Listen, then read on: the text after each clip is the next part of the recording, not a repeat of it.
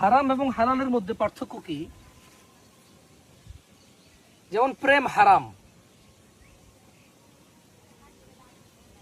আপনি দেখেন মেয়ের মেয়ের মেয়ের ভাই আপনাকে কুপাইতে আসবে, মেয়ের বাপ মামলা হামলা ধমকি দিবে, মেয়ে রাতের বেলা কম্বলের নিচে ঢুকে কথা বলতে হবে, ঘর থেকে বাইরে কথা বলতে হবে, ভাবির মোবাইল, চাচির মোবাইল, বান্ধবীর মোবাইল, নানা মোবাইল, এই জায়গায় পায়ের মধ্যে ট্যাপ দিয়ে বান্ধা রাখবে মোবাইল, দমদমা কাড়ের উপর রাখবে মোবাইল, এক অশান্তি, হারাম।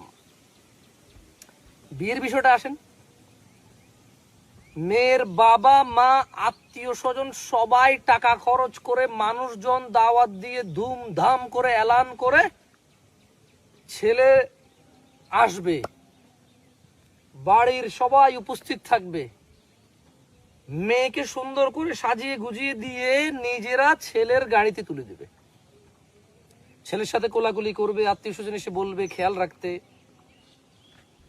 ছেলের মা এবং বাবা আগে থেকেই তাদের বাড়ি তাদের সামর্থ্য অনুযায়ী ঘর দুয়ার সাজিয়ে রাখবে, তাদের থাকার প্রাইভেসি নিশ্চিত করবে এবং তাদের দুইজনের একত্রিত হওয়াতে সবাই আনন্দিত হয়। হারাম আর হালালের এতটাই পার্থক্য।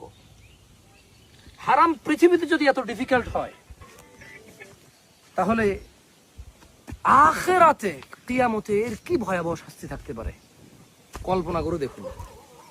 আর হালাল পৃথিবীতেই যদি এত সুন্দর চমৎকার সামাজিক সাবলীল এক মানে শান্তির ব্যবস্থা হয়, তাহলে আখিরাতে এর কি সুন্দর শান্তির ব্যবস্থা থাকতে পারে ভেবে দেখুন। আমি যুবক ভাই ও বোনদের বলবো, হারাম থেকে বিরত থেকে বিবাহের যোগ্য করে তোলা নিজেকে। পুরুষ ছেলে নিজেকে এতটুকু যোগ্য করবে, হয় ভদ্রতা, নম্রতা, সভ্যতা, শান্তশিষ্টতা, ইবাদত, আল্লাহ ভীরুতা, যে কেউ বিয়ের প্রস্তাব আসলে বলবে যে ছেলে ভালো দেওয়া যায়।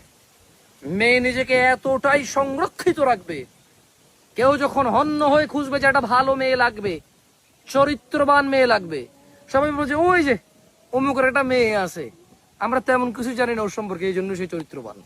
কারণ আসলে তার ব্যাপারে কিছু ভালো মন্দ কিছু শোনা যায় না, সে আছে এটাও কারো মানে মাথায় নাই, কারণ তাকে সচরাচর দেখা যায় না, তার ব্যাপারে কোনো আজে বাজে শোনা যায় না, আর সে নিজেও ভালো।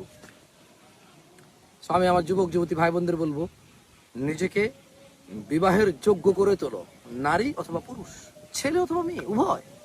জাকুমুল্লাহ খায়ের। আসসালামু আলাইকুম ওয়া রাহমাতুল্লাহ।